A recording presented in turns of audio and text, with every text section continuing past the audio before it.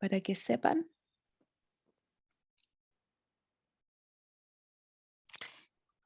En virtud de los tiempos de los invitados y del panel, vamos a empezar. ¿Te parece, Cata? ¿Sí?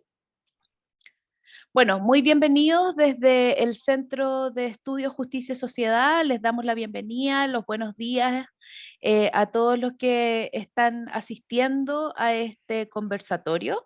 Vamos a hablar hoy sobre la nueva Constitución y la seguridad, los avances y los desafíos en torno a este tema tan importante. Para eso quiero dejarles en primera instancia con una de nuestra directora ejecutiva, Catalina Droppelman. Ella va a dar unas palabras de bienvenida a nombre de nuestro centro.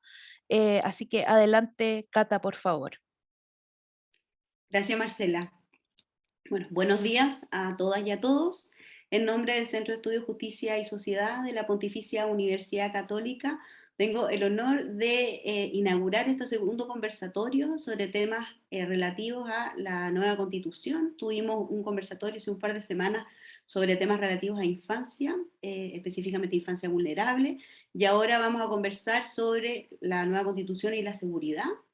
Hay ámbitos muy amplios. Nosotros en un ejercicio preliminar ya hemos identificado por lo menos 40 artículos que atañen o serían relativos a temas que se vinculan con la seguridad, entendiendo la seguridad como la entendemos nosotros en términos de no solamente el control del delito, sino también la prevención, el sistema de justicia criminal, la reinserción social, etc.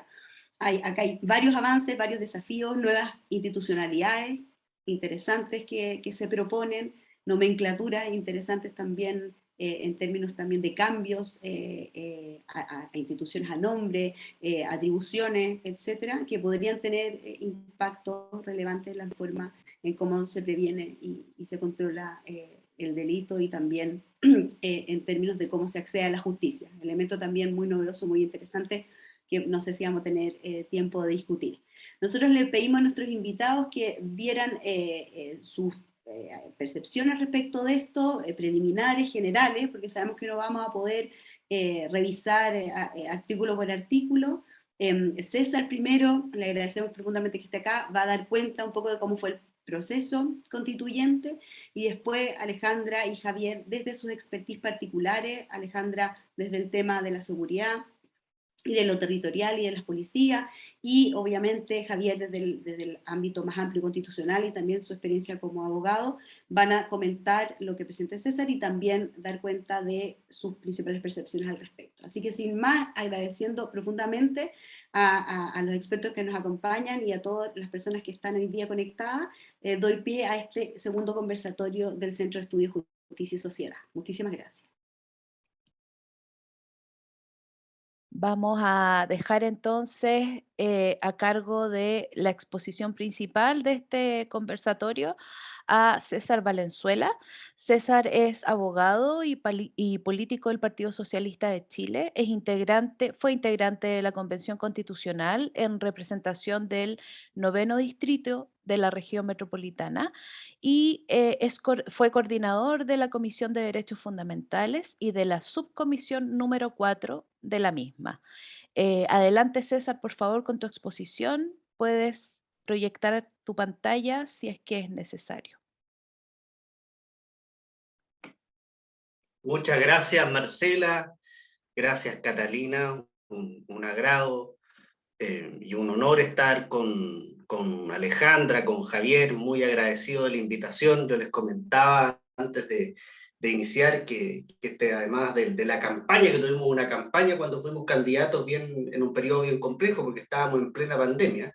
Entonces todos los equipos fueron reducidos a un número de permisos determinado, lo que implicó que los candidatos no tuviésemos que desplegar, multiplicar, y luego tuvimos una convención constitucional muy intensa y hoy día ese nivel de intensidad continúa con la campaña, así que yo en general la verdad es que no estoy por el momento participando de este tipo de actividades porque estoy mucho en la calle, pero esta es una temática que me interesa.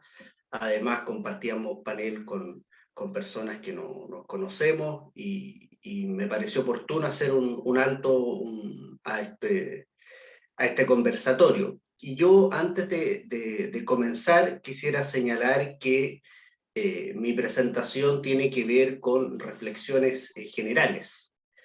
En primer término, me voy a referir desde una mirada muy subjetiva y luego voy a explicar por qué, respecto a la discusión en general, cómo yo percibí que se dio la discusión en materia de seguridad al interior de la Convención Constitucional.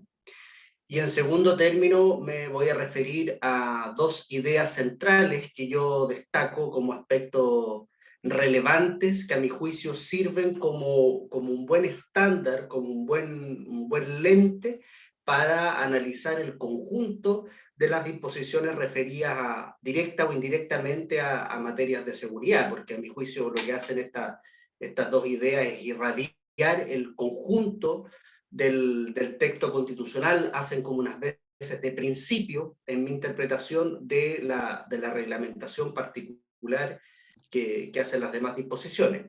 Dicho eso, no me voy a concentrar en instituciones en particular, y cuando digo instituciones no me refiero solamente a organizaciones, sino que a instituciones jurídicas, en particular ni como las policías, ni el tratamiento orgánico del Ministerio Público, o los estados de excepción constitucional.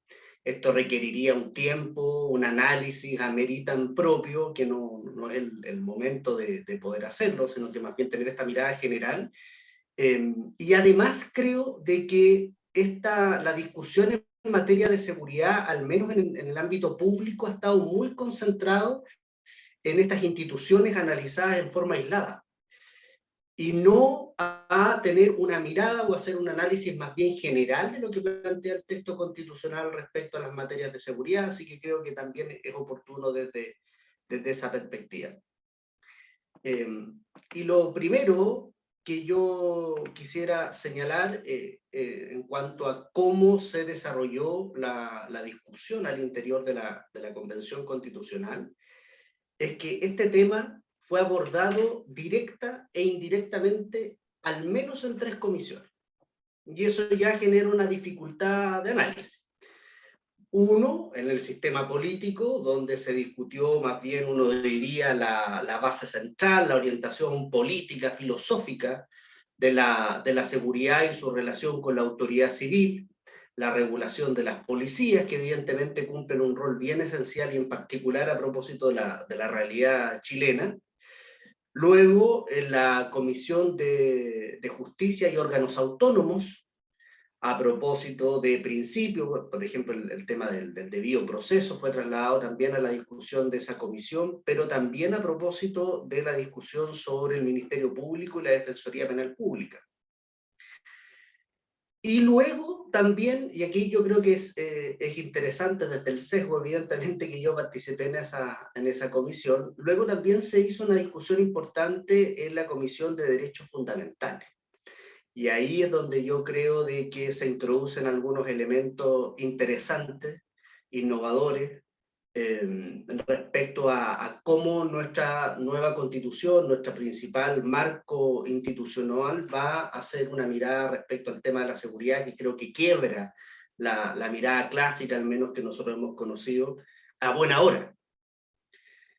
Dicho esto, ustedes sabrán de que los convencionales participamos activamente solo de una comisión temática. En mi caso fue la Comisión de Derechos Fundamentales, que además tuve el honor de coordinar durante la segunda etapa de esa comisión.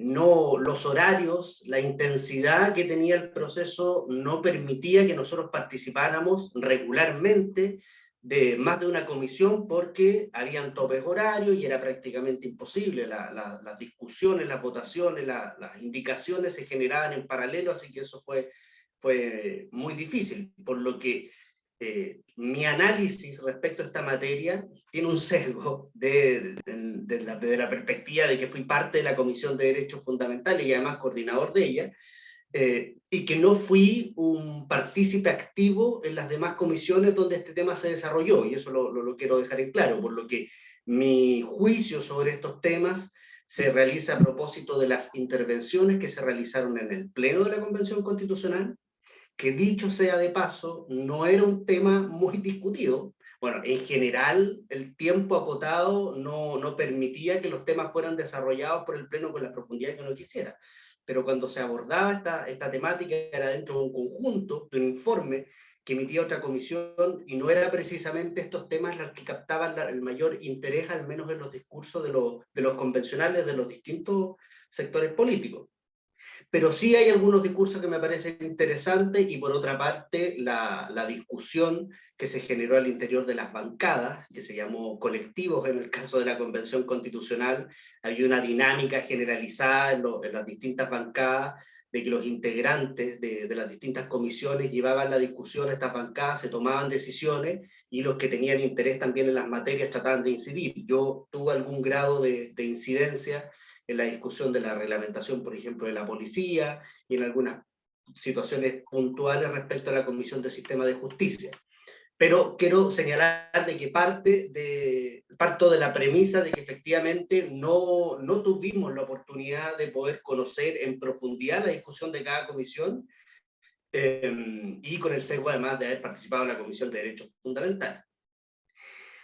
Y dicho esto, lo primero que yo quisiera señalar es que inicialmente, a mi juicio, la Convención Constitucional replicó algo que denomino yo el problema de la falsa dicotomía en materia de seguridad.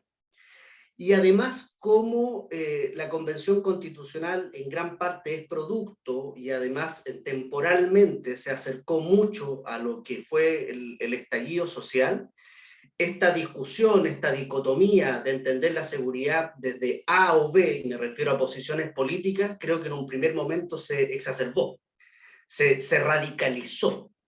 O sea, este contexto post-estallido creo de que ayudó a polarizar las posiciones al interior de la Convención Constitucional respecto a las materias de seguridad. Entonces teníamos por una parte un sector que cada vez que se hablaba de seguridad lo asimilaba al, comillas, terrorismo, y la discusión de seguridad parecía concentrarse en la temática del terrorismo y de lo que ocurría en la, comillas, macrozona sur. En el aporte que eventualmente pudiesen hacer los militares en materias de seguridad, en los elementos asociados a la sanción del delito, y en general muy concentrado en la labor de las instituciones policiales, en el rol que debían cumplir las instituciones policiales en las temáticas de seguridad. Versus, teníamos otro sector que los temas de seguridad inmediatamente lo respondía con la problemática que se había suscitado a propósito de las situaciones de violación a los derechos humanos en el estallido social, o durante incluso el periodo regular de la democracia, estoy hablando ya del 90 en adelante. Muy concentrados también en términos de que más de reconocer el problema, sino que de tratar de comillas, justificar, no de entender, sino que derechamente de justificar la situación criminal del país a propósito de la problemática social, de la desigualdad, de la segregación. Muy, diría yo, muy permeado por una desconfianza hacia la labor de las policías y una desconfianza hacia la labor de la institución persecutora, del Ministerio Público. Y eso generó, creo yo, una réplica de lo que hemos venido viendo por lo menos los últimos 30 años, en términos de que la seguridad, a mi juicio, ha sido presa de una sobreideologización o de prejuicios extremos para poder enfrentarla. La seguridad, ustedes lo entenderán, no es ni solo uno ni solo lo otro, sino que todo indica que necesitamos esfuerzos más comunados, y que la labor de la policía es complementaria con los... tiene que ser absolutamente en el contexto de los derechos humanos, pero tiene que ser también complementaria a un tipo de intervención social, es decir, pero inicialmente esta discusión estuvo muy, yo creo que por el contexto post-estallido social, muy exacerbada, muy radicalizada, inicialmente. Y lo segundo que yo creo que caracteriza al debate en materia de seguridad al interior de la Convención Constitucional es que el conocimiento de los constituyentes y el interés de los constituyentes estuvo muy concentrado inicialmente en los temas de diseño institucional. Y cuando señalo los aspectos de diseño institucional, quiero referirme a los temas clásicos, por así decirlo, a la función de la seguridad como función esencial del Estado, al predominio de la autoridad civil por sobre la policía, a los temas de probidad y transparencia de las policías, que desde luego es correcto, pero siento que inicialmente se dejó de lado o no tuvo la suficiente relevancia la idea de comprender el fenómeno. No quiero decir que esta primera parte no tenía que hacerse, por supuesto, es esencial para una constitución, eso es lo que le corresponde a una constitución. Pero dada, creo yo, la experiencia de nuestro país, la experiencia internacional, ameritaba también incorporar esta otra parte. Creo que muchas veces el debate estuvo concentrado más bien en lo que ideológicamente o teóricamente parecía correcto, más que en configurar una base adecuada para enfrentar el problema de la violencia y el delito. Esto inicialmente como lo he ido señalando. Luego yo diría que la principal idea, si uno hace una lectura general de la propuesta de texto constitucional, la principal idea que uno puede advertir que hay detrás de esta propuesta es que se intenta a todas luces y a buena hora, a mi juicio, relevar el rol de la autoridad civil en las materias de seguridad.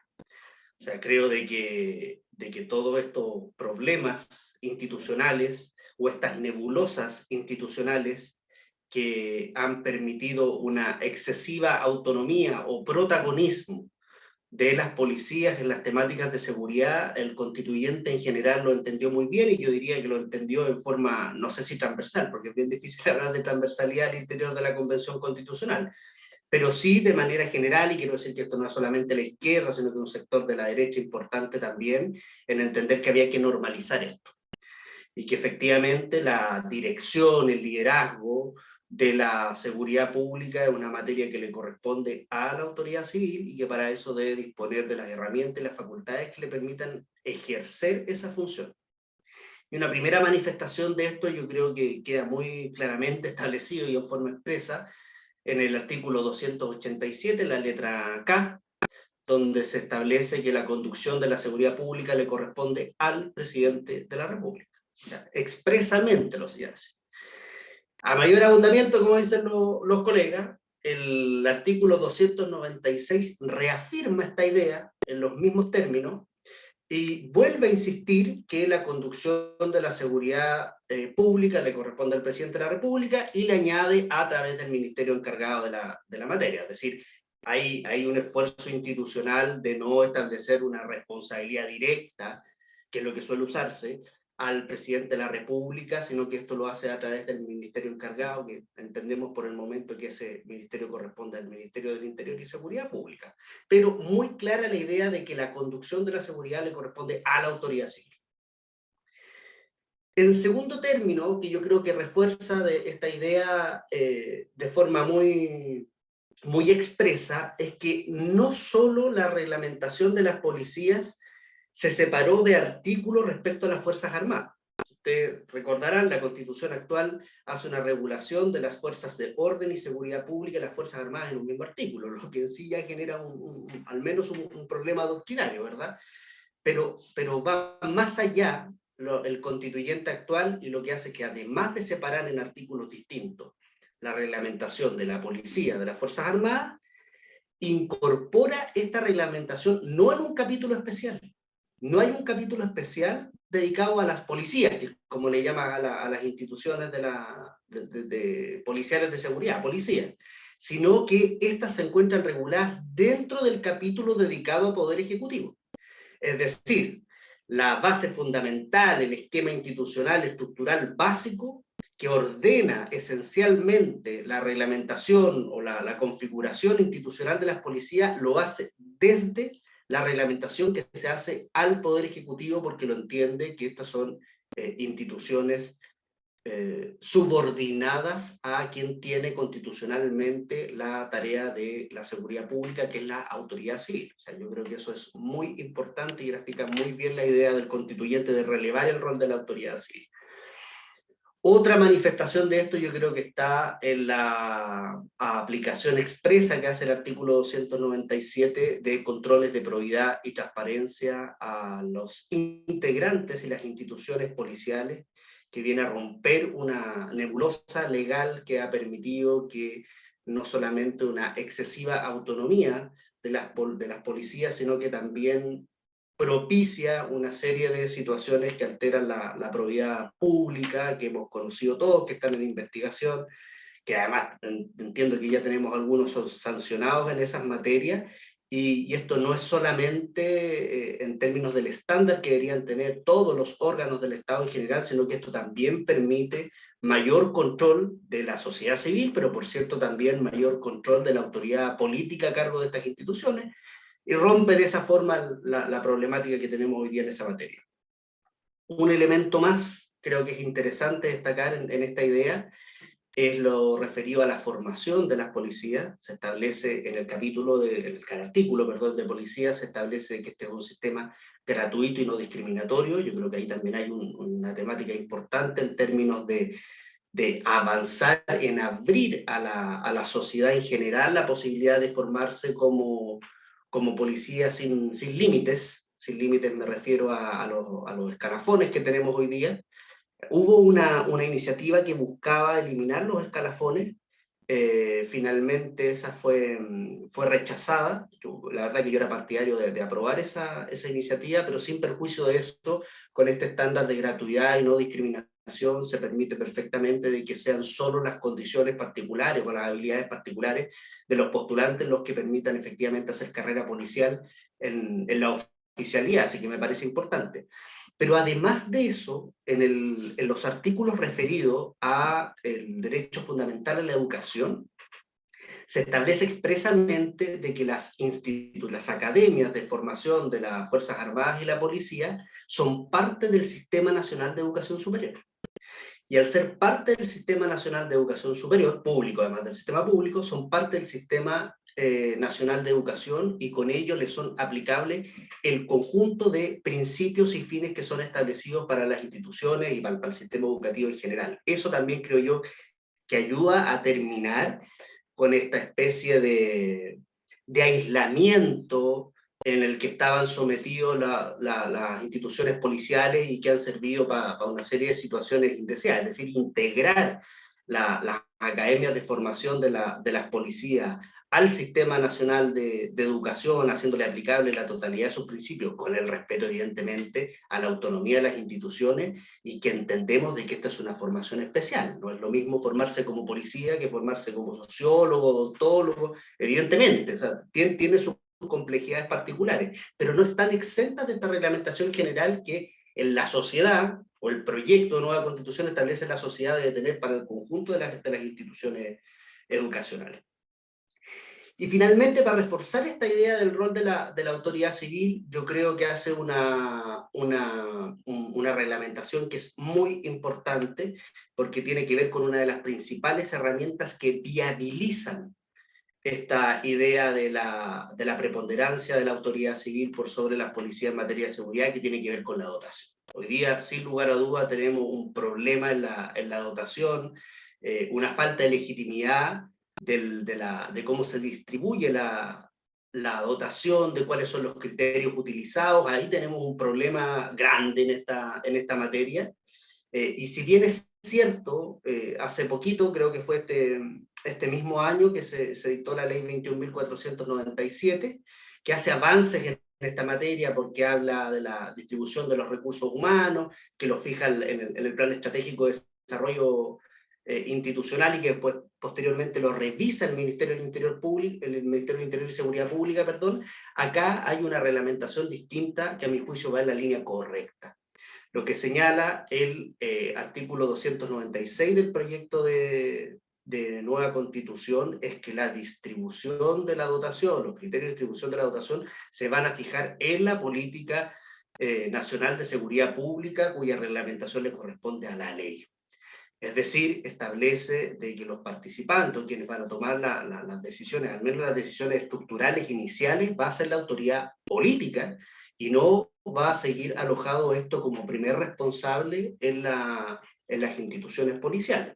Yo aquí tengo una diferencia, tuve una diferencia con los ex colegas que participaron en esto. Yo era más bien de la idea que la distribución de la dotación derechamente y constitucionalmente fuera una responsabilidad del Poder Ejecutivo, y no, sin perjuicio que pudiesen participar el legislativo y tendrán que participar también otros agentes interesantes. Los jueces, probablemente el Ministerio Público tendría que aportar datos interesantes, pero me parecía que esta herramienta es fundamental. El Poder Ejecutivo, en cuanto conductor de la seguridad, debía permanecer en él. Bueno, sin perjuicio de eso, esta tarea fue delegada a la ley. No fue mi posición la que se impuso, pero creo que es un tremendo avance en términos de reafirmar que una de las principales herramientas que tiene la autoridad para ejercer el rol de conducción de la seguridad se sale de la primera decisión de las instituciones policiales. Una segunda idea que yo creo que ayuda a entender el texto en general tiene que ver con aspectos que yo creo que son innovadores y que son en particulares, desde el sesgo, una vez más aclaro, desde el sesgo, que son incorporados en la discusión, fundamentalmente en la discusión de la Comisión de Derechos Fundamentales. Creo de que aquí hay un esfuerzo del constituyente que reafirma a su vez el Pleno, en términos de intentar abordar la problemática del fenómeno criminal. Dotar una institucionalidad básica, lo que le corresponde a una constitución. Esto no va a reemplazar ni la política criminal, ni lo que tengan que hacer los cuerpos legales de menor jerarquía, pero sí dotar mínimo un esfuerzo, dar luces respecto a cómo hay que entender el fenómeno criminal. Esto nosotros al interior lo denominamos pasar de lo abstracto a lo concreto. O sea, habían situaciones que había que normalizar institucionalmente porque efectivamente habían problemas de diseño, en términos de que la seguridad es un elemento esencial o una función esencial del Estado, de que la subordinación de la policía a la autoridad civil, la conducción, la dirección de la seguridad en la autoridad civil, pero esto también tiene, más allá de esos elementos abstractos, que desde luego tienen consecuencias importantes y fundamentales, pero la temática de la seguridad también tiene un impacto en la vida de las personas, que muchas veces no se satisface solamente con esos elementos, sino que había que incorporarlo. Esto es lo que yo he denominado, es que el constituyente quiso hacer una lectura criminológica también del problema, además del diseño, de corregir el sistema institucional. Hizo el intento por dar una mirada criminológica frente a un problema que es indiscutible, si eso es lo otro, que creo que además el desarrollo de la discusión constitucional, esta parte inicial que tuvimos de radicalización de las posiciones equívocas, a mi juicio, dicotómicas, fue de la mano con... yo no he tenido la verdad la oportunidad de mirar los datos este último tiempo, estaba bien concentrado en lo otro, pero al menos con una sensación de que tenemos un problema en crecimiento y que tenemos un problema que se ha agudizado. Frente a eso, creo yo de que una respuesta que tuvo la Convención Constitucional fue el intento de hacer de darle una mirada criminológica al problema. Y creo de que una de esas expresiones es justamente que constitucionaliza la Política Nacional de Seguridad Pública. La Política Nacional de Seguridad Pública no es un elemento nuevo en nuestra institucionalidad, es parte de la ley orgánica del Ministerio del Interior, pero se quiso dar una señal al constitucionalizar esta política, y uno lo que escuchaba al interior es que creo que los chilenos en general tenemos como máxima expresión de las políticas de Estado, la política exterior. Se han fijado que siempre se habla de la política exterior, no, esto tiene que ser como la política exterior, que es un tema de Estado, independiente de las posiciones políticas, los gobiernos. Yo creo que algo de eso se quiso hacer, es entender que hoy día tenemos un problema grande, que tenemos un problema grave, que creo que cada vez tiene más impacto político, además, y por lo tanto a la clase política es un tema que le empezó a importar mucho, y desde esa perspectiva constitucionalizar la política nacional de seguridad pública, se intentó darle una mirada más bien de Estado por sobre las políticas particulares de los gobiernos, tener un marco general que permitiera al Estado poder abordar este problema. Otro elemento interesante está en el artículo 53, y justamente en esta idea de pasar de lo abstracto a lo particular, se reconoce a la seguridad como un derecho fundamental. Esto fue una discusión interesante que abordó la Convención Constitucional. En términos, te recordarán un reportaje ahí del Mercurio a propósito de que se confundieron iniciativas, que decía, bueno, ¿qué es lo que significa esto? ¿Que el Estado es una especie de seguro y que va a tener que responder frente a delitos? No. Y nos decían, bueno, ¿cómo el Estado va a asegurar el cumplimiento de este derecho? Bueno, de la misma forma que asegurar el cumplimiento del derecho a la salud, porque el Estado no le puede asegurar a usted que no se enferme, ¿verdad? Pero no por eso va a dejar de existir el derecho a la salud, sino que estos son principios, son mandatos generales que tienden a reconocer de que la seguridad no solamente es una función abstracta del Estado, teórica del Estado, que esto tiene un impacto en la calidad de vida de las personas. Esto es lo que nosotros recogimos cuando trabajamos este proyecto internacionalmente, se le habla del derecho llave. Este derecho, el ejercicio de este derecho permite viabilizar el ejercicio de otros derechos. Y esto uno lo ve en el cotidiano. O sea, cuando las personas tienen que encerrarse en sus casas a las 3 de la tarde, porque después ya queda tendalá, perdonando la expresión, o sea, evidentemente hay derechos constitucionales clásicos, que uno tiende a pensar de que son derechos resueltos, que los problemas de los estados más bien están en cómo aseguramos derechos sociales. No, acá tenemos un conjunto de la población que su derecho a transitar libremente por el territorio nacional lo tiene absolutamente obstaculizado porque hay situaciones delictuales que se lo impiden. Que la posibilidad de salir a comprar pan y que le llegue un balazo, perdonando la brutalidad de las expresiones, es real aquí en Chile, en Santiago, en la región metropolitana, en las grandes. Eso es un dato de la causa. Y entendemos entonces de que la seguridad se posiciona efectivamente como un derecho llave y que por lo tanto es esencial contar con condiciones de seguridad para efectos de poder desarrollar la vida social y la vida personal de las personas.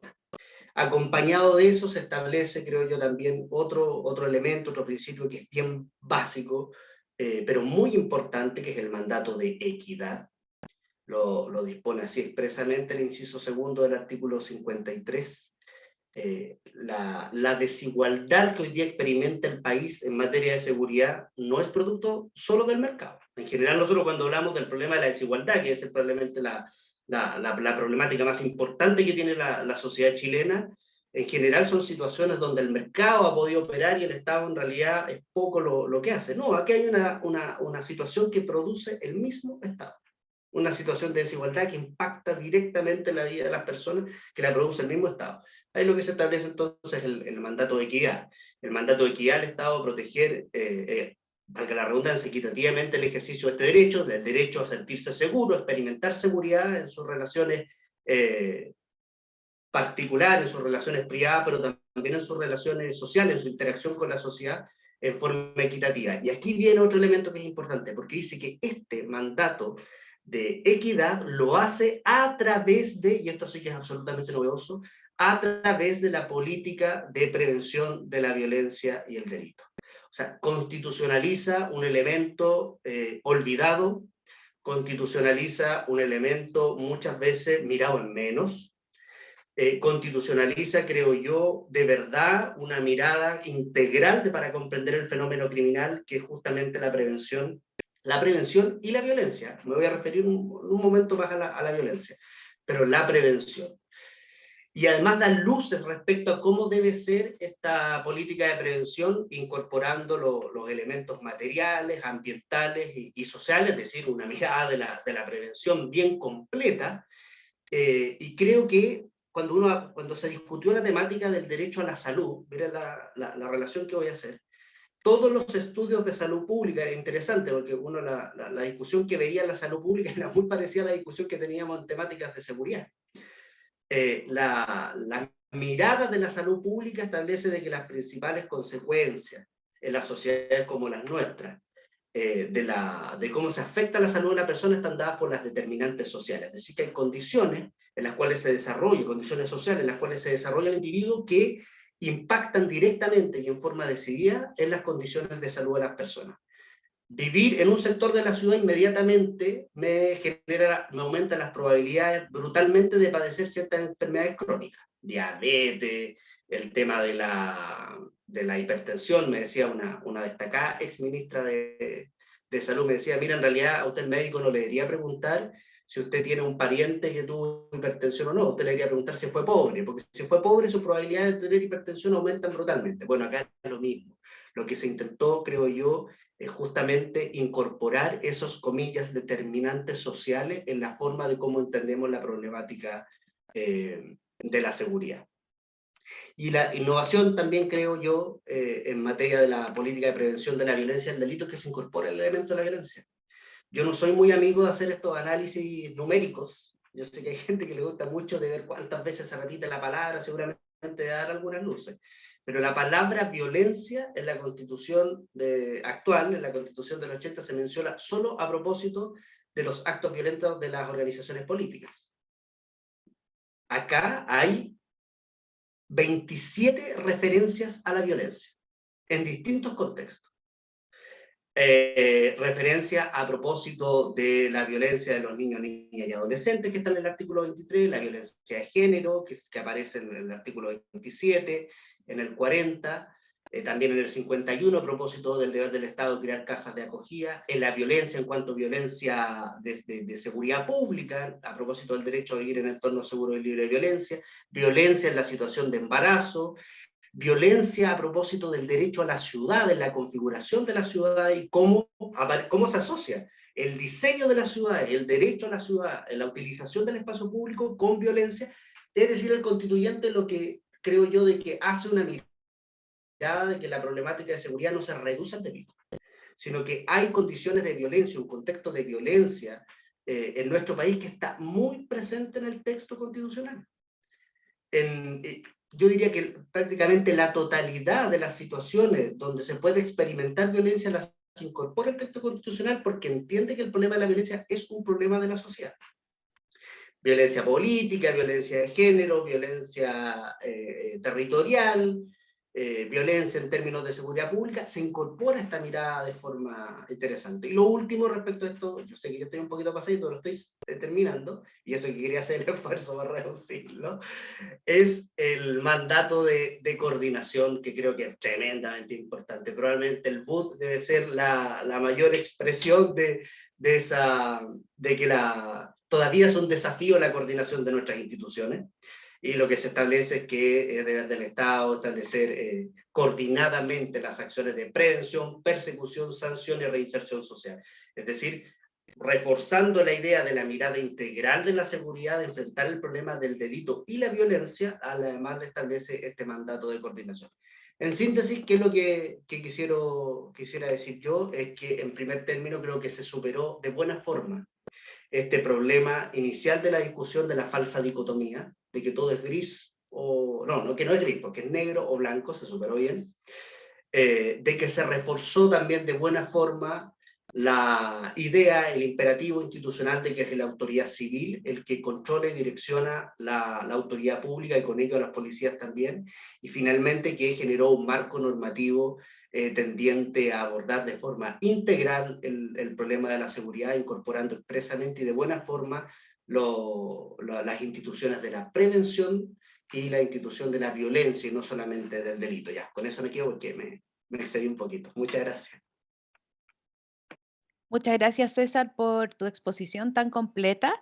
Vamos a abrir ahora el panel y para eso contamos con em, la profesora Alejandra Luneque, que es doctora en sociología de la Universidad Católica, es docente del Departamento de Sociología de la Universidad Alberto Hurtado, es además investigadora del Centro de Desarrollo Urbano Sustentable CEDEUS y del Centro de Estudios en Conflicto, del Conflicto de Cohesión Social COES, del núcleo Milenio, Autoridad y Asimetrías de Poder, y además es investigadora asociada de nuestro centro, el Centro de Estudios Justicia y Sociedad. Damos también la bienvenida al abogado Javier Couso. Javier es catedrático en Tendencias Globales de Constitucionalismos de la Universidad de Utrecht en Países Bajos y además es profesor titular del Departamento de Derecho Público en la Universidad Diego Portales de Chile. Vamos entonces a comenzar con la opinión de Alejandra. Dale, Ale. Muchas gracias, Marcela, y muchas gracias por la invitación a comentar a César, pero también dar una mirada como quizá en este caso más criminológica o más sociológica también del texto, aunque debo decir que mi antecesor ya me quitó muchas de las ideas que traía para acá, pero bueno, vamos a hacer algunos puntitos de profundización, voy a tratar, así que muchas gracias, César, porque fue una gran clase además, ¿no? Porque si la ciudadanía lee el texto, no queda tan claro. Yo lo leí y entraba por lo mismo, entraba por la misma idea de que no es solamente en las propuestas asociadas al control, sino también en las propuestas y en los articulados que tienen que ver con los derechos fundamentales, donde se juega finalmente lo que en la criminología se llama el gobierno de la inseguridad y el gobierno del delito. Y un poco también en referencia a lo que señalaba César de este tema de que no es solo control, que también es prevención, y nos tenemos que hacer cargo de aquellas variables estructurales que están a la base del problema criminal, es algo que en general el debate público ni los articulados constitucional actual toman, ¿no? Entonces, a mi parecer es un avance bastante sustantivo de darle una lectura compleja, integrada, a un problema que es complejo y que es multisistémico, como muchos lo sabemos, pero que en las bajadas legales, dado el texto constitucional actual, solamente se asemeja seguridad pública al antiguo concepto de seguridad nacional, ¿no? Que tantas veces se repite en la Constitución actual, y por tanto trata de englobar una respuesta más completa a un problema tan complejo como bien lo señalaba César. Y en este caso, en materia como del control, si la criminalidad y el delito y la violencia se deberían gobernar de estas díadas entre la justicia y la seguridad, y en materia de seguridad específicamente desde el control y la prevención, bueno, mucho yo creo que de las principales oportunidades o innovaciones que se hacen, tiene que ver, como ya se señaló, con la subordinación al poder civil, que es algo que me parece que, como también se dijo, está bastante transversalmente consensuado, que en realidad necesitamos ir hacia servicios policiales y salirnos más del concepto de fuerza policial y avanzar a servicios policiales. Y para ello, por tanto, el accountability o el control interno, el control político y profundizar la democracia en lo que es el control de las policías, sin duda es uno de los aspectos más fuertes que se propone acá y uno de los principales avances. Lo segundo también es, y también lo señalaba César de otra forma, quizás es como se sustituye este concepto de seguridad nacional y toma más fuerza la idea de la seguridad pública como un derecho, y desde esa perspectiva yo creo que esto tiene varias implicancias importantes de considerar, socialmente principalmente. La primera tiene que ver también con esta idea de la equidad y la distribución en los territorios, de cómo finalmente el Estado tiene que asegurar un derecho equitativo al acceso a la seguridad, tanto como los otros derechos fundamentales. Lo segundo, que también quizás se tocó menos, al reemplazar el concepto de seguridad nacional por el de seguridad pública en una sociedad democrática, tiene que ver también con ir eliminando la idea de ciudadanos de primera categoría, ciudadanos de segunda categoría, a través de esta idea del enemigo interno.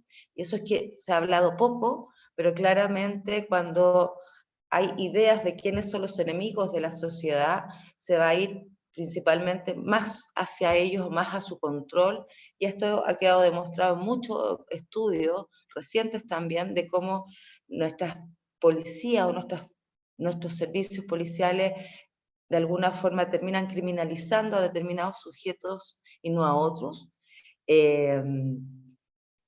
el uso intensivo de controles de identidad, por ejemplo, en los territorios de marginalidad avanzada, es bastante claro respecto a esto, a quién se controla más o a quién se controla menos.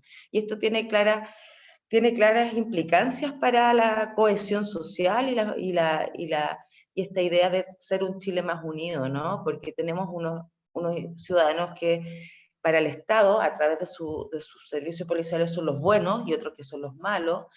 Entonces, si seguimos con esa dicotomía que está anclada en esta idea o en este etos interno, estos militar finalmente, que está muy presente en la Constitución actual, nunca vamos a poder avanzar hacia una sociedad más cohesionada. Esta idea de que son ciertos tipos los peligrosos y los riesgosos y otros no, y por tanto el Estado va a operar con etiquetamientos previos o a priori respecto a esos ciudadanos. Me parece que este cambio del concepto y todo lo demás que se avanza también es muy importante.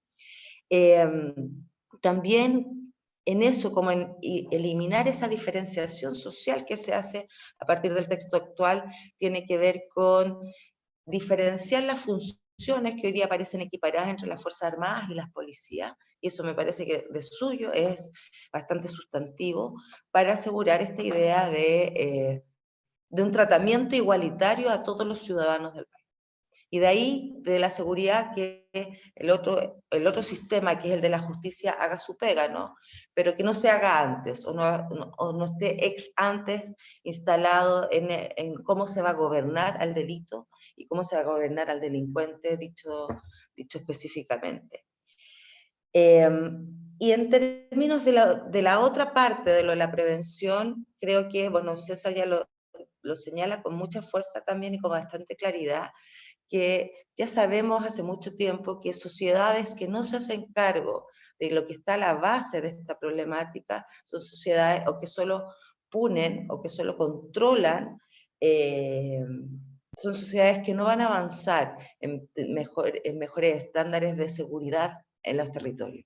Entonces, por tanto, todo aquel acápite que tiene que ver con los derechos fundamentales, que a mí me toca, por cierto, por los temas que trabajo, que tiene que ver con el acceso a la ciudad, con el acceso a la vivienda, con el acceso a la educación en los territorios, al sistema social, el emparejar la cancha socialmente, sin duda es una de las mejores inversiones que puede hacer todo Estado y toda sociedad para disminuir los delitos. O sea, no es, y como yo siempre lo repito, no es casual que América Latina sea la región del mundo que tenga peores niveles de violencia y de inseguridad, pero además es la región del mundo con mayores niveles de desigualdad.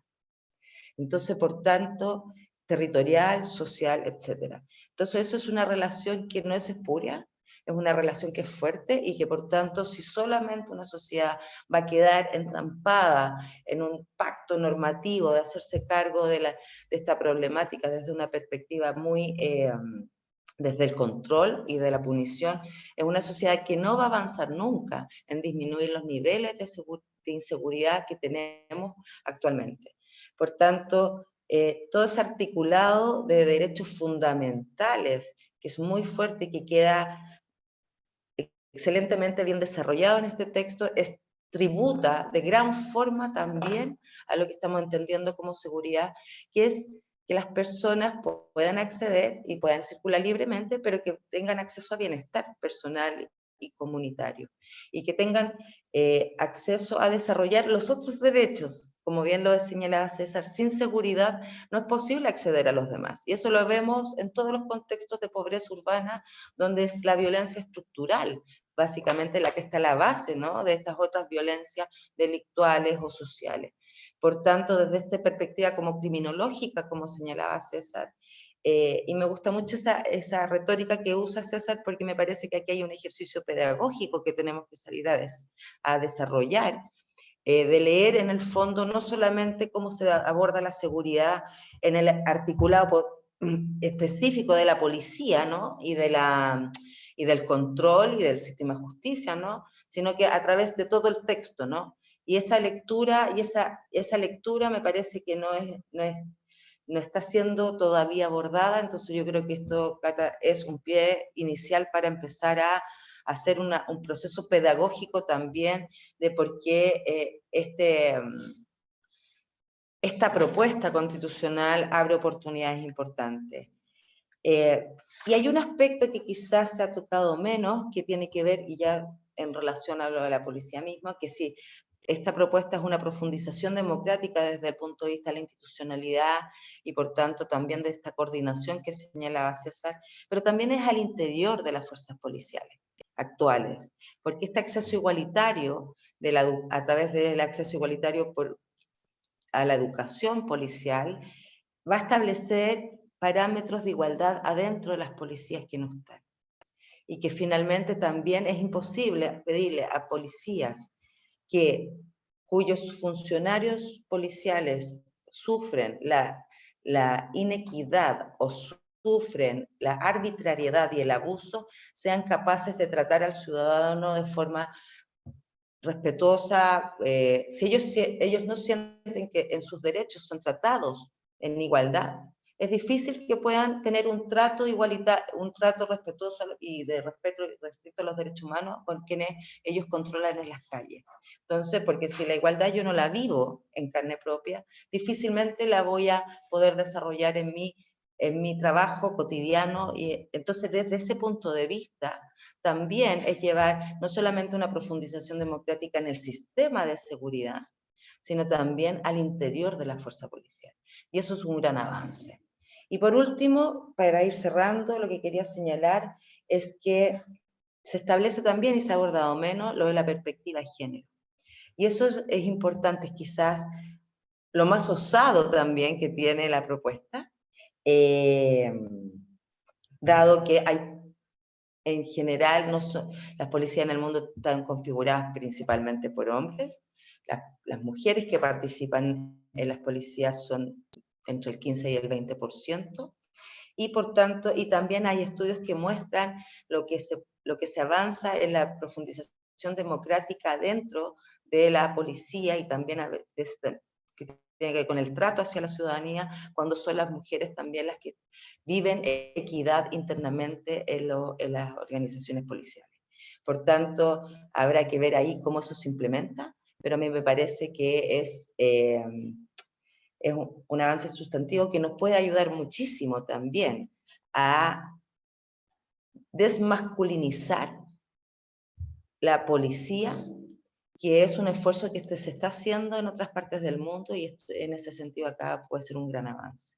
Y desmasculinizar lo digo porque a la base también del uso o el abuso de la fuerza o de muchos otros comportamientos de la policía en la calle, también hay una cultura patriarcal o masculinizante que influye en el cómo se aborda la ciudadanía desde el control del delito.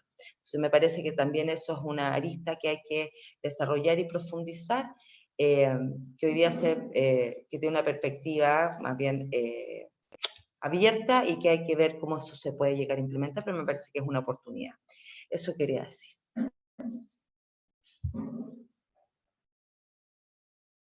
Muchas gracias, Ale, por tu intervención, tus palabras muy, muy completas. Vamos a seguir ahora y abro el micrófono para el profesor Javier Couso. Adelante, Javier, por favor. Gracias, Marcela, gracias, Catalina, al Centro de Estudios Justicia y Sociedad. Y bueno, me han pedido que comente la excelente exposición de César, y quiero dar por sabidas algunas cosas que Alejandra ya mencionó. Quisiera poner en perspectiva derecho constitucional comparado lo que ha planteado César, y acá lo primero que hay que anotar es que cuando uno mira el mapa del derecho constitucional comparado, mientras más antigua la Constitución, menos regulación de la seguridad pública y de las policías hay.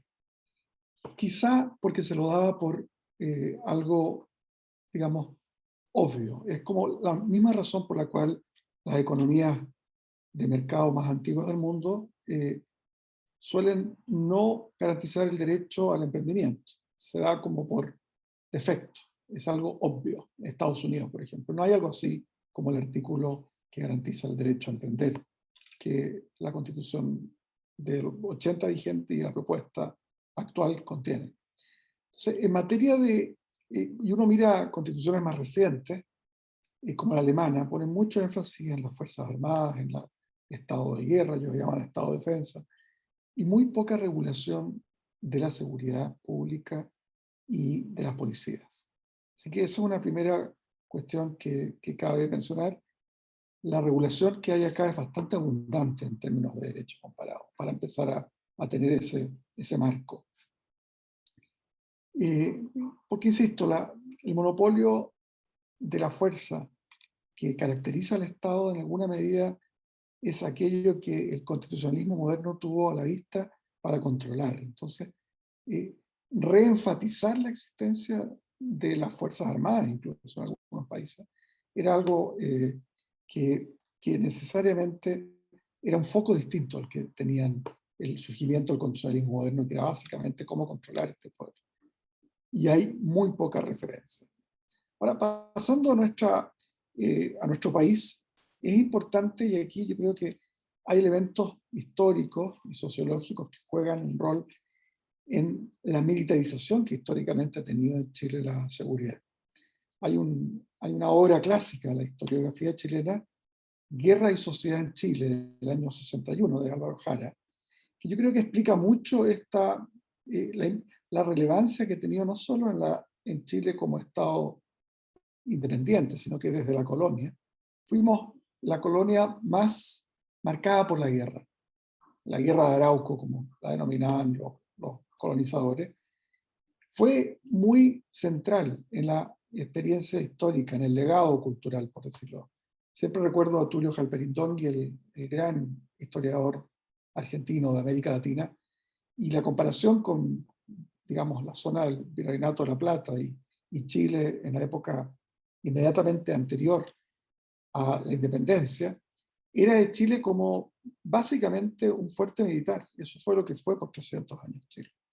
Y Argentina un puesto de contrabandistas, decía él. Siendo argentino se podría dar esa licencia. Pero la cultura que generaba un fuerte militar no solo era muy disciplinada, muy apegada, muy jerárquica, versus la cultura más horizontal del Río de la Plata. Decía, antes de que llegara cualquier inmigrante italiano, en fin, de las otras etnias que llegaron a fines del siglo XIX, ya Argentina tenía esta horizontalidad, Buenos Aires particularmente. En Chile, entonces, venimos de una tradición histórica muy marcada por la guerra y por lo tanto por las Fuerzas Armadas. En el siglo XIX esto vuelve a tomar un cariz relevante, y si bien Chile lleva más de 130, 40 años sin una guerra externa, las Fuerzas Armadas han tenido roles militares, el golpe de Estado de septiembre del año 24, luego la dictadura de Ibáñez, y no es menor que sea Ibáñez el que tuvo este rol fundacional de carabineros, que tiene este sello militar tan marcado. ¿Para qué hablar de lo que fue el régimen militar? O sea, hemos visto cómo esa matriz estaba muy presente en nuestro derecho constitucional vigente. De ahí que hay un capítulo entero dedicado a las Fuerzas Armadas y de orden. Pero efectivamente veo un cambio de paradigma aquí. Hay un cambio de paradigma que ya lo mencionó tanto César como Alejandra, que es un enfoque, diríamos, de control civil total y absoluto de la seguridad pública. Y obviamente también, como mencionaba, más allá de la paridad de género, que es algo transversal que cruza toda la Constitución que se propone, es un hecho que la desmilitarización de las policías, particularmente estoy pensando en Carabineros, porque la PDI tiene ese carácter que en alguna medida trataba siempre de emular a Carabineros. Y el control civil absoluto, yo diría, uno de los sellos, pero también la seguridad como derecho público, como enfatizaba muy bien César. Esto tiene, nuevamente es algo relativamente peculiar, ¿no? Porque el propio rol, en la mayor parte de los estados consolidados, democracias consolidadas, el constitucionalismo trata de regular el ejercicio del poder y el Estado se justificaba porque otorgaba seguridad. Por lo tanto, se consideraba redundante establecer un derecho a la seguridad. No me parece que sea negativo, pero es propio de un signo de los tiempos, digamos, de la centralidad que ha tenido la problemática de la seguridad. pública en todo el mundo. Law and order, dicen los anglosajones, como una especie de... Hay partidos que definen su identidad, partidos políticos, con por el combate a la delincuencia. Hay incluso el crecimiento del populismo político, tiene mucho de populismo punitivo detrás. Entonces, me parece que era en alguna medida ineludible. Si bien uno, siempre que se constitucionaliza algo, se corre el riesgo de rigidizarlo. Y eso es un riesgo con el cual uno debiera leer este texto, pero como ya puedo adelantar de estos breves comentarios, creo que pasa el test de no rigidizar las políticas públicas de seguridad, por decirlo así. O sea, ese era un riesgo que pudo haber incurrido esta propuesta, y creo que cuando uno lee de manera sistémica todas las normas que están, como planteaba César en su intervención, desperdigadas a lo largo del texto. No hay una única... El foco que está proponiendo el Centro de Justicia y Sociedad es muy interesante en ese sentido, porque uno tiene que hacer un recorrido de todo el texto de la Constitución, por dar un ejemplo. Y esto es algo que ya pasó por armonización, y yo creo que revela un poco ese enfrentamiento entre blanco y negro que planteaba César. La mención de Carabineros que aparezca al director general está constitucionalizado Carabineros a propósito de la acusación constitucional. Entonces es poco, o sea, digo, este texto ya pasó por armonización y eso quedó así, y lo natural hubiera sido entonces que se hubiera reconocido Carabineros de manera constitucional en los capítulos que mencionaba César sobre el control civil de las autoridades civiles sobre la seguridad pública, el artículo 287, por ejemplo.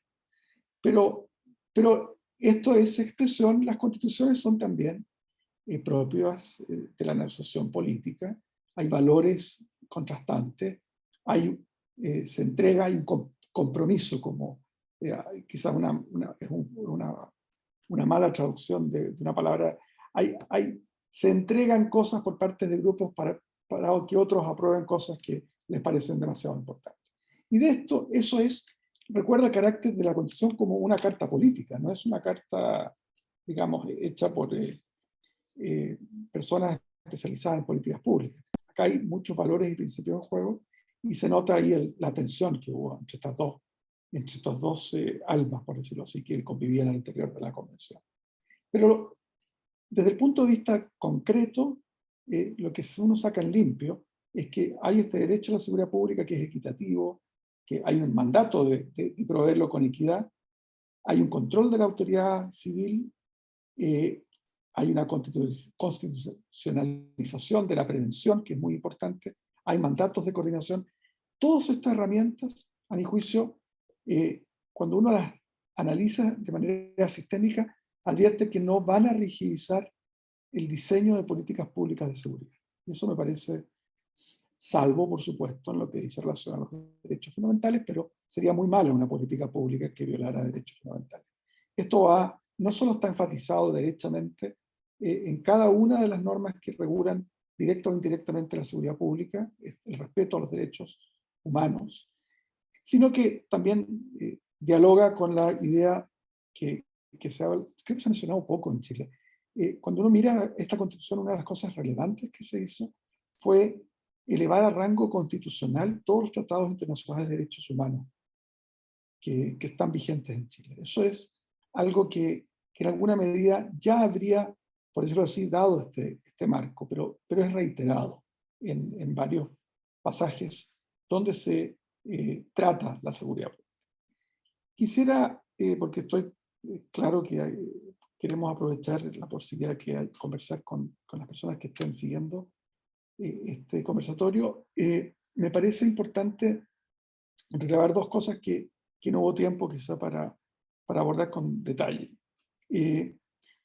Más allá de la desmilitarización, de la constitucionalización de la seguridad pública, un derecho a la seguridad pública, de la paridad y de la constitucionalización de la coordinación y lo que es prevención, cuando uno analiza, acá es importante quizá detenerse un minuto en algo que ha sido muy polémico, que tiene que ver con el estado de excepción constitucional denominado estado de emergencia.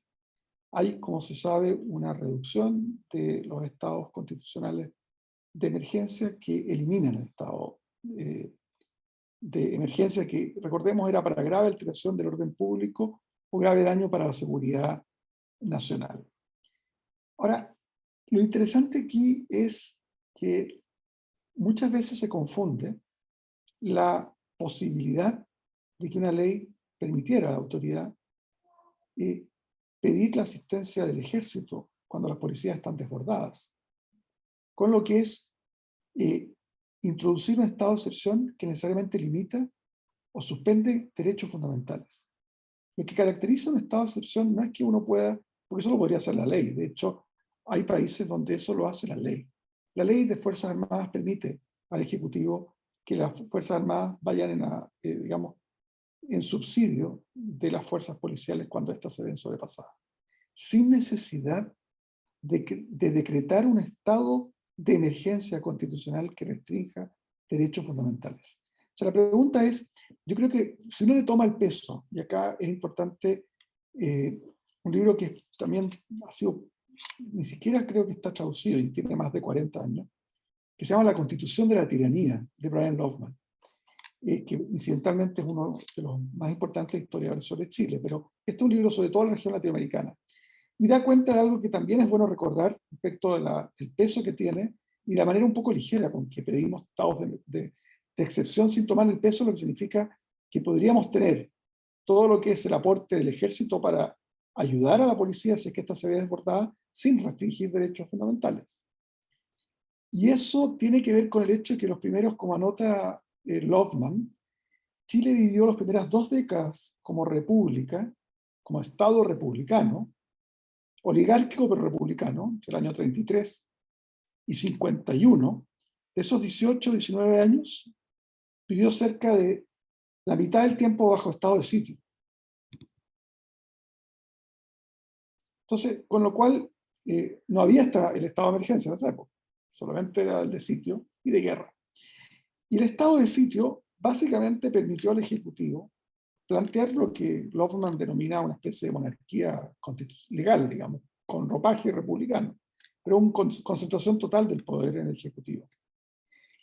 Obviamente ha pasado mucha agua bajo el puente, pero la relativa facilidad con que nosotros en Chile nos sometemos o pedimos la restricción de derechos fundamentales, como si fuera imposible, digamos, incluso movilizar a las Fuerzas Armadas a apoyar labores de seguridad excepcionalmente, pero hacerlo sin esta especie de extra que da lugar a lo que llamaba Loveman una constitución de la tiranía, que incidentalmente ocurrió en muchos otros lugares de América Latina. Entonces, muy consciente de que tengo, digamos que es más importante recabar las preguntas que puedan haber entre quienes nos están escuchando, cierro con esto.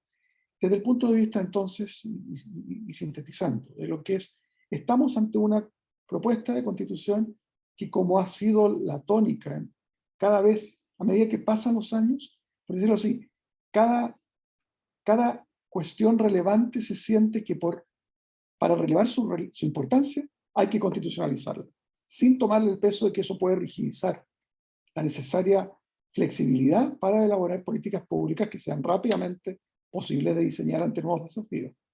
A pesar de eso, y a pesar de que esta propuesta de constitución, por decirlo así, incurre en esta tendencia de constitucionalizar más allá de lo que quizás sería aconsejable, en la práctica, a mi juicio, va a permitir el desarrollo de políticas públicas en materia de seguridad que sean adaptables, por decirlo así.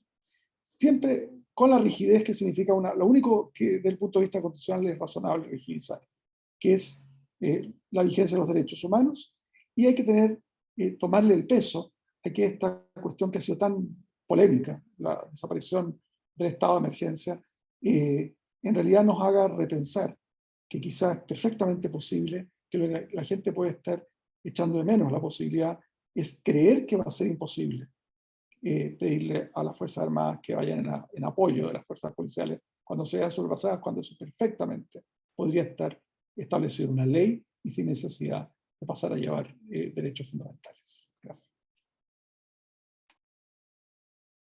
Muchas gracias, Javier. Les recordamos, por favor, que pueden enviar sus preguntas a través del módulo de preguntas y respuestas que está en el menú de Zoom o también por el chat si gustan. Los panelistas están dispuestos a, en el fondo, poder abrir el diálogo y participar en una conversación con los asistentes en este minuto. Voy a leer una pregunta que dice, les felicito por el trabajo. No tiene destinatario, así que creo que puede responderla todo el panel. Les felicito por el trabajo. Una consulta. ¿Qué rol podrá tener la seguridad privada en esta constitucionalización de la seguridad? No sé quién quiere ahí tomar la palabra para poder responder.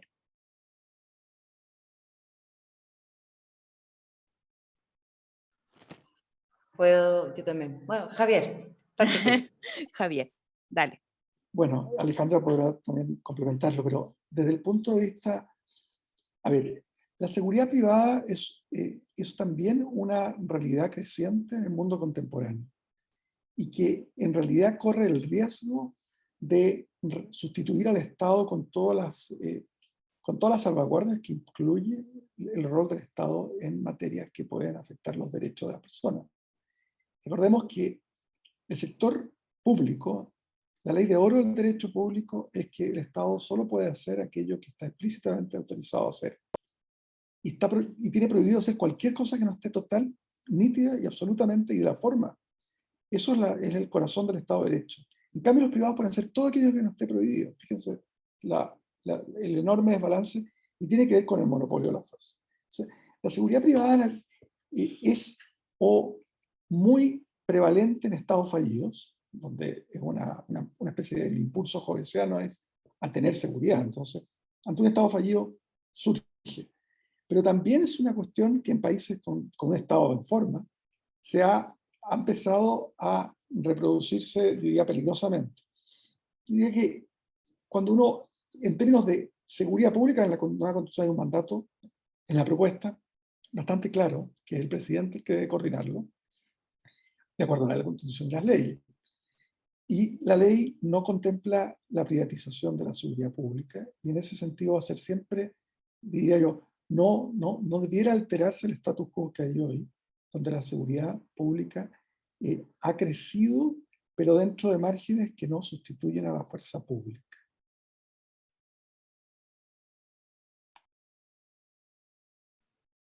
Yo creo, solo para complementar, a mí me parece que además no lo ha reemplazado y no lo puede reemplazar por las razones que Javier ya ha expuesto.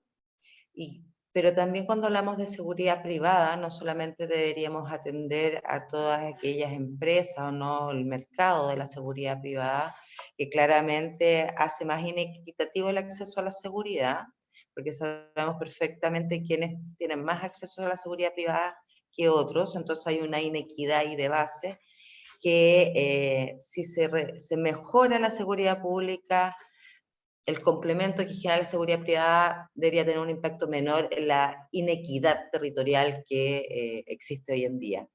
Pero también hay que entender por la privatización de la seguridad, todo eso quizá en Chile menos evidente, pero claramente en América Latina muy claramente, todas aquellas organizaciones ciudadanas o todo aquel grupos de vigilantismos que existen, o la justicia por la mano propia, esas también son derivadas, ¿no?, de lo que uno puede entender por la privatización en el acceso a la seguridad, que no necesariamente tiene que ver con las empresas, pero sí tiene que ver con el ejercicio ciudadano del uso de la fuerza, y que evidentemente, como ha quedado bastante demostrado, y está presente en los estados frágiles, con impactos absolutamente negativos respecto a la cohesión social, el vínculo social, etcétera, etcétera.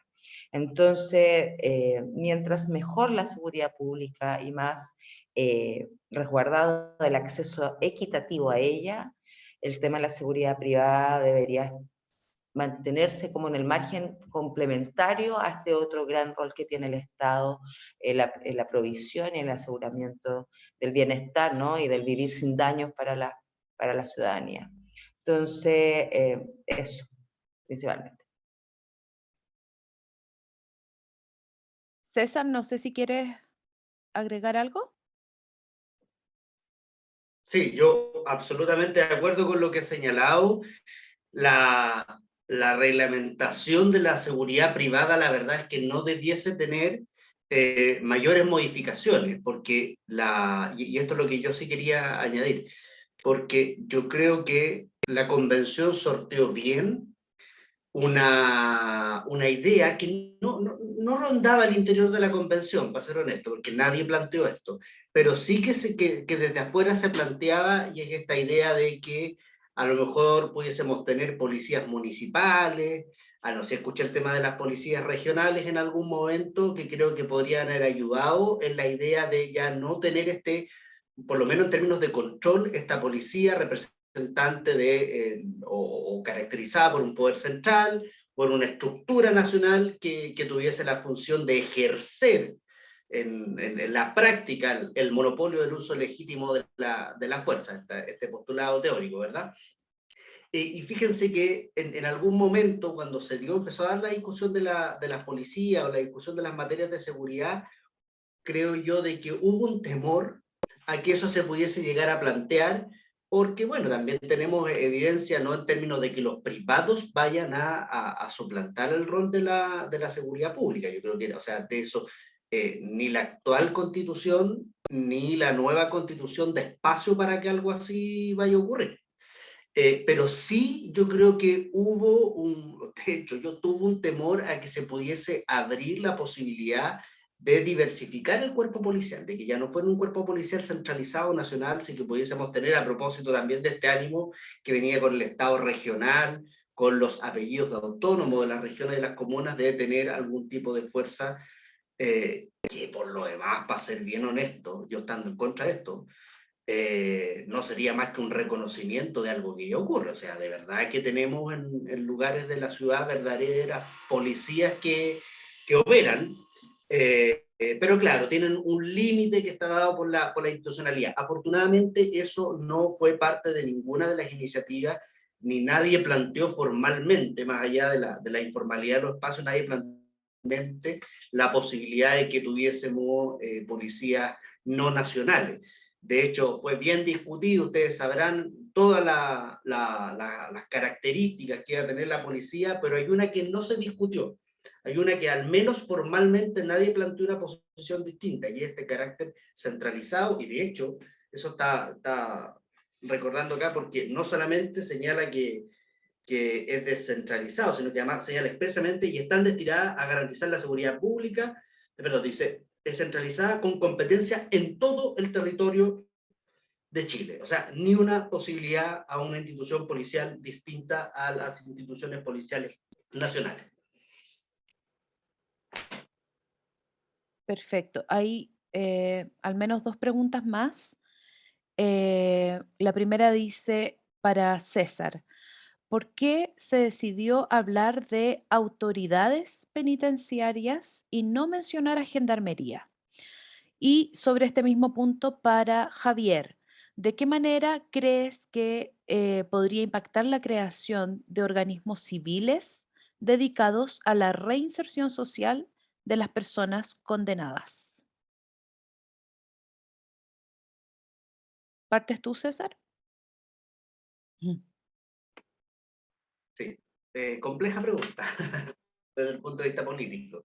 Mira, si uno ve, yo no fui parte de la Comisión de Sistemas de Justicia, yo no participé de esa discusión en particular, no conozco el detalle de la discusión de por qué finalmente se adopta esta posición, pero uno lo que al leer el texto en general, lo que uno puede advertir es que al menos en materia de institucionalidad o de instituciones, mejor dicho, encargadas de las temáticas de la seguridad pública o vinculadas a las temáticas de la seguridad pública, entre eso Gendarmería, hubo el interés del constituyente de hacer referencia a la naturaleza de las instituciones y no a las instituciones propiamente tal. De hecho, así como se habla de autoridades penitenciarias, uno también esto lo puede advertir a propósito de la regulación de la policía. No hay una referencia expresa, salvo en una transitoria y a propósito de la autoridad que tiene el presidente de la República para nombrar autoridades, en el caso del general director de Carabineros, el director general de la Policía de Investigaciones. En el resto lo que se hace es referencia a la naturaleza de la institución. Entonces, lo que se regula es la policía. Y no son instituciones particulares como lo puede ser Carabineros, como lo puede ser la Policía de Investigación, o en este caso Gendarmería, sino que, y en esto, fíjense que yo creo que es asertivo, esto tiene explicaciones políticas, o sea, yo no me quiero hacer el leso con esto tiene explicaciones políticas, pero sin perjuicio de eso, y ahí me podrá complementar o estar de acuerdo conmigo o no, Javier, a mí me parece que es lo correcto que debe hacer una constitución. Porque para eso vamos a tener leyes específicas que van a reglamentar instituciones con nombre y apellido. Lo que le corresponde a las constituciones es reglamentar las direcciones generales de la naturaleza de esas instituciones. Y por lo tanto, lo que le interesa a la Constitución es la labor policial, y eso se encuentra regulado. Labor policial que sabemos hoy día, tenemos certeza de que lo hace esencialmente, lo hace Carabineros de Chile y la Policía de Investigaciones. Y tenemos certeza también de que en adelante esa tarea la van a seguir ejerciendo Carabineros de Chile y la Policía de Investigaciones. Pero a alguien se lo podría ocurrir, que lo he escuchado, por ejemplo, más allá de que si estoy de acuerdo o no, y aclaro, no fue parte de la discusión de la Convención Constitucional, lo he escuchado, hacer una policía antidroga. Que podría cumplir perfectamente con esto, tener competencia en todo el territorio nacional, ser centralizado. Bueno, ¿qué es lo que hacemos? ¿Una reforma constitucional para eso? No, lo que tiene que embarcarse dentro de las directrices generales que entregó el proyecto de nueva constitución respecto a la reglamentación de la policía. ¿Tiene un trasfondo político? Sí, yo creo de que hubo, a propósito de esta discusión o esta dicotomía inicial que yo le manifestaba, que hubo interés de una parte de la constituyente de justamente hacer esta distinción, producto de una sobreregulación o de un sobreprotagonismo hoy día que tienen algunas instituciones para el otro lado, en términos pero finalmente llegamos, creo yo, que a un buen término, en términos de que lo que reglamenta la Constitución es la naturaleza de la función y no las instituciones en particular. Y complementando lo que César estaba diciendo, yendo a la otra pregunta. A ver, en general tendemos a pensar que es virtuoso que en Chile, por las razones históricas y culturales que mencionaba, como que Fuerza Armada suena bien y policía que no tiene ese carácter suena mal, pero en realidad, si uno lo piensa, las sociedades contemporáneas modernas son sociedades donde son funcionalmente diferenciados el rol de la Fuerza Armada del rol de la policía. En la Edad Media no había tal distinción. O sea, en la época de los reyes, digamos, la Fuerza Armada era la policial. Es justamente una expresión de la modernidad que sean dominios funcionalmente diferenciables, el de la seguridad exterior, Fuerza Armada, y el de la policía. Entonces, me parece que es simplemente una puesta al día de lo que es nuestro derecho constitucional respecto de países de democracia avanzada. Pero me parece súper interesante la pregunta que se hacía sobre los organismos civiles dedicados a reinserción. Si uno lo piensa, el derecho a asociación está robustamente reconocido en la propuesta de constitución. En ese sentido, no hay ningún impedimento para que iniciativas de la sociedad civil que se dediquen a lo que quieran dedicarse, pueden ser, en este caso, a la reinserción, está muy bien, pero esto es algo supletorio del deber que tiene el sector público, el Estado, de proveerlo, haya o no interés de parte de la sociedad civil de hacerlo. Entonces eso me parece que es absolutamente central de la propuesta. va al corazón de lo que es el Estado subsidiario. Nosotros hemos visto el efecto que tuvo la privatización de las cárceles en Chile, que fue algo muy criticado incluso por semanarios como el Economist hace 10, 12 años atrás. Fue sumamente duro respecto de la privatización para entidades con fines de lucro. Inevitablemente tenían incentivos en reducir los gastos en algo tan importante como cuando alguien, digamos, que transformaba la experiencia penal en algo que era innecesariamente cruel, cuando la pena solo consiste en que las personas estén privadas de libertad, no lo que ocurre mientras están privadas de libertad. Entonces me parece a mí que eso es algo que insisto, no veo mayor problema en que haya, y la nueva Constitución, por garantizar lo que es el derecho a asociación, no impide, sería inconstitucional que alguien planteara, digamos, impidiera que hubiera una entidad que promoviera la reinserción social desde la sociedad civil. Pero eso no puede entenderse como que sustituye el deber del Estado de hacerlo.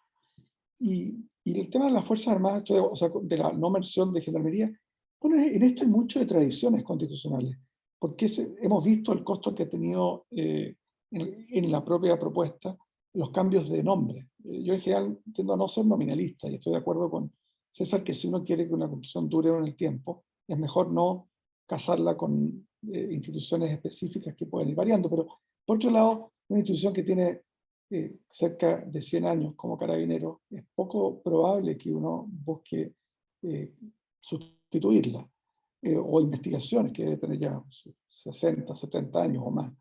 Entonces, finalmente, crear instituciones es algo extremadamente oneroso, difícil. Es más fácil transformarlas que inventarlas de nuevo. Y incluso las instituciones son difíciles de eliminar.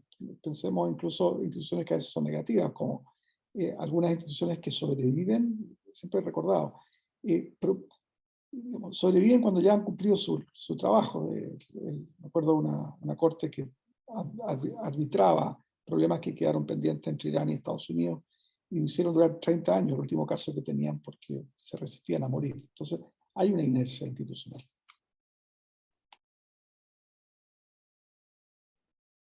Muchas gracias, Javier. Hay otra pregunta específica para ti, Javier. Dice, Carabineros queda fuera de las Fuerzas Armadas según el nuevo texto. ¿Qué implicancias tiene esto? Está silenciado.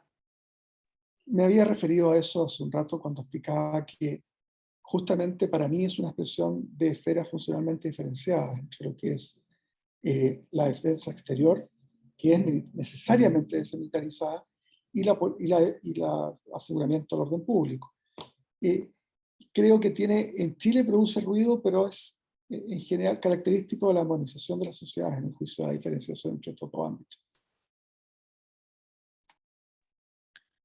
Hay otra pregunta, dice, entiendo que hubo cierta discusión sobre incluir o no una defensoría de las víctimas, pero finalmente quedó fuera y queda para materia de ley. ¿Qué opinión tienen ustedes sobre dicha defensoría y qué implicancias hubiese tenido que ésta se hubiese definido o no a nivel constitucional? No sé quién quiere empezar a responder esta pregunta.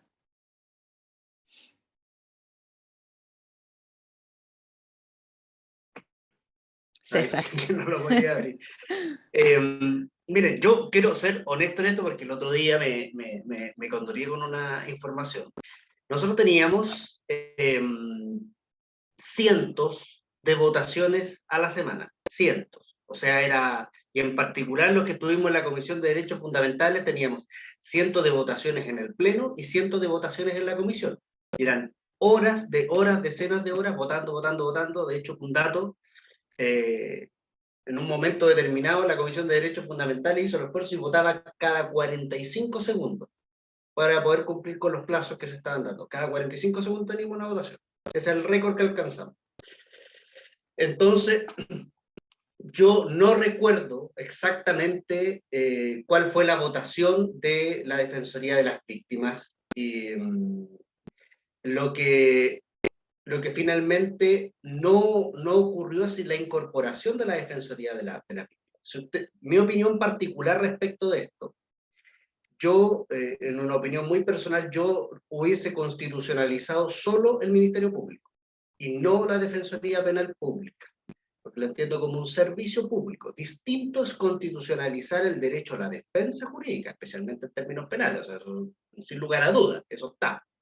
Pero no hubiese constitucionalizado la Defensoría Penal Pública. Como sabiamente dijo Javier, lo que hay que entender es que la Convención es un cuerpo político, y que si cada uno hubiese querido hacer lo que quisiera, probablemente no hubiésemos tenido texto, porque habíamos que construir grandes acuerdos que permitieran alcanzar los 103 votos, es decir, los 2/3, ¿verdad? Yo no hubiese constitucionalizado la Defensoría Penal Pública y por lo tanto tampoco la Defensoría de las Víctimas.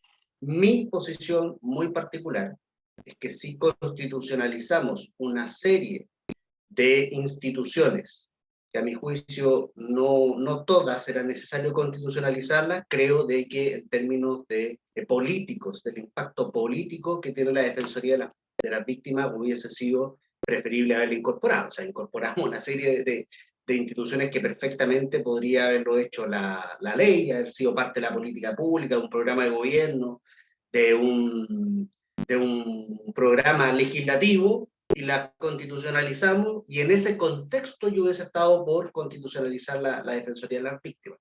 Pero, a pesar de que esto no quedó constitucionalizada la institución, la defensa de las víctimas sí está constitucionalizada. O sea, hay un derecho a la asistencia jurídica en términos generales, y una asistencia jurídica además que tiene que tener determinados estándares, como por ejemplo el hecho de que debe ser un letrado, es decir, no sé si ocupa la verdad la palabra letrado, que ocupa el profesional, debe ser un profesional, por lo tanto un abogado o abogada habilitada para el ejercicio de la profesión, el que se haga cargo de la defensa jurídica de las personas, y ese es un elemento que está garantizado no solamente para el imputado, que lo debe estar, sino que también para todo quien lo requiera. Creo que esa es la nomenclatura que utiliza.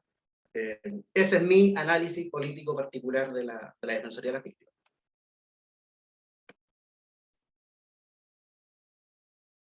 Bien, en virtud del tiempo le voy a ceder la palabra a Catalina para poder despedir esta conversación.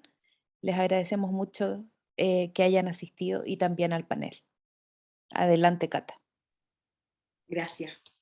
Bueno, agradecer esta profunda discusión. Creo que fue tremendamente ilustrativa y esperamos nosotros que obviamente aporte a los votantes a poder tomar decisiones informadas, que es lo que buscamos nosotros como centro. A nosotros desde nuestro centro nos parece tremendamente interesante cómo toda la visión de seguridad que se discutió hoy día finalmente responde a nuestros tiempos, al momento político, y que finalmente se termina incorporando una visión de seguridad tan progresista, tan basada en la evidencia, tan acorde un poco a lo que nosotros desde los centros de investigación venimos impulsando hace tanto tiempo. A mí me parece eso que es un elemento clave, una ganancia en este sentido, como bien dijo César, que se incorporen los determinantes sociales de la delincuencia y de la violencia, era algo inusitado. Javier también lo dijo, generalmente la discusión de seguridad nos lleva hacia políticas de mano dura, populismo punitivo, ¿no? Y bueno, obviamente hay razones políticas detrás, pero no obstante de eso creo que esto da cuenta de una profundidad interdisciplinaria que está detrás del proceso constituyente que hay que destacar. Yo creo que una discusión, o tal vez un foco, a mí siempre se me ocurren preguntas de investigación, un foco de investigación interesante sería si esta visión de seguridad que discutimos hoy día realmente está armonizada o no. Yo creo que ahí no tuvimos tiempo para discutir, ¿no es cierto?, con el proceso de armonización. Yo no sé, ahí yo creo que uno podría tal vez encontrar alguna inconsistencia que hubiese sido súper interesante conversar. Temas que se nos quedaron afuera y que, bueno, probablemente ya va a ser parte de nuestro tercer conversatorio, todo lo que tiene que ver con justicia criminal, Ministerio Público, Defensoría, personas privadas de libertad, donde hay avances importantes, acceso a la justicia. Creo que eso ya va a dar para un conversatorio específico de justicia, bueno, que ya iba por fuera de lo que ya logramos conversar hoy día. Así que agradecer a Alejandra, a César, a Javier por esta interesante conversación, y bueno, esto va a quedar en las redes sociales y ahí esperamos que tenga muchísimas visitas para poder contribuir a un voto informado. Así que muchísimas gracias desde la universidad y desde nuestro centro. Gracias a ustedes. Que estén bien, gusto verlos. Chao, muchas gracias.